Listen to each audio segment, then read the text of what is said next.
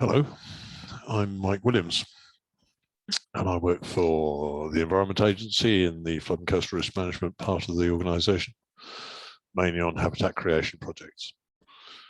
I'm going to tell you a bit about the PCO project and the Lower Otter restoration project that forms a key part of it. Promoting adaptation to changing coasts, PCO, is a 3-year, €26 million project supported by the European Union's Interreg 5A France Channel England programme.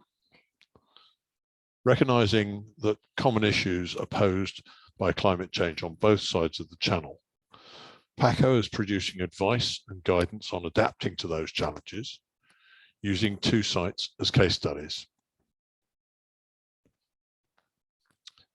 The Environment Agency is the lead partner for PCO and is working with 5 other organisations, 3 in France and 2 in England, including a major landowning estate and local authorities.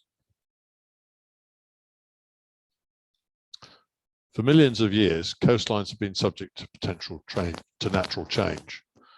For thousands of years, human activity has also affected coastal areas.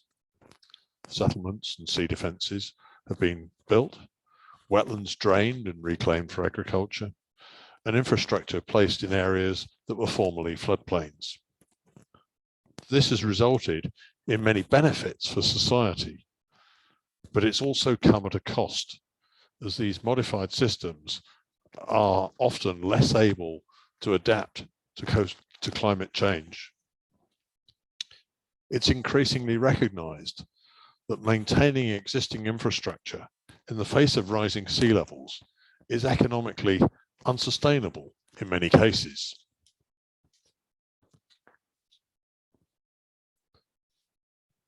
Using our experience from the PCO case studies, we will show that it's possible, by early adaptation to climate change, to bring long-term societal benefits, together with environmental and economic benefit.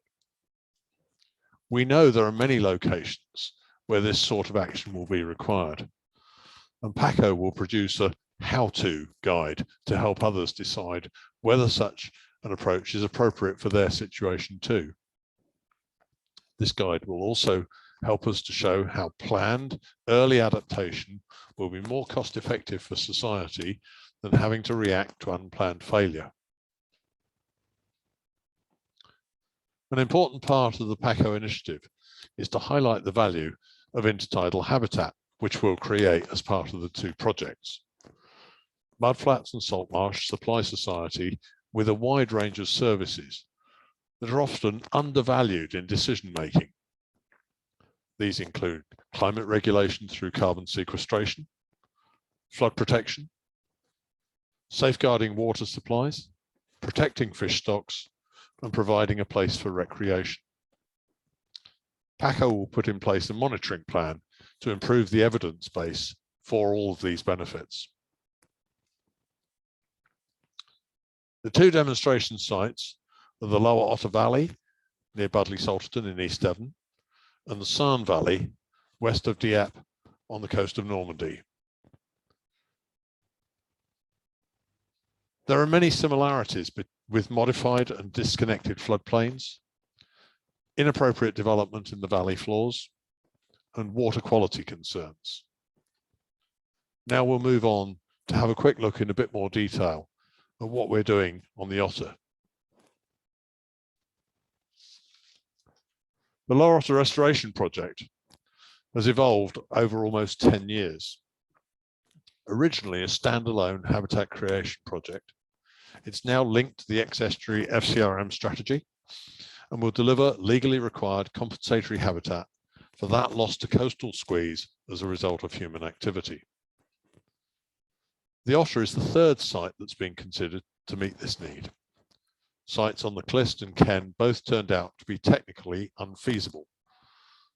The Otter has a big advantage in that it satisfies the interests of both project partners, landowner Clinton Devon Estates and the Environment Agency. Expected to cost in the order of £15 million, with a little under half of the funding coming from PCO, there are a number of key operations required to successfully deliver the project in a way that's sustainable with a minimum of future maintenance. We're going to create 55 hectares of intertidal habitat. We'll do that by breaching the estuary embankment over a section of about 70 metres with a bridge over that. At the northern end of the site, we're going to lower both Little Bank and Big Bank to floodplain level to reconnect the river to its floodplain. The Budley Brook, which currently flows through a concrete aqueduct, will be renaturalised.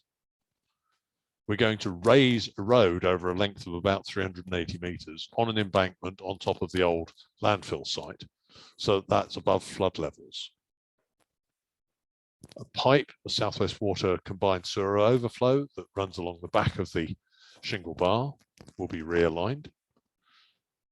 The cricket club will be relocated to a flood-free site, and the old landfill site, which operated for 50 years in the early part of the 20th century, will be protected.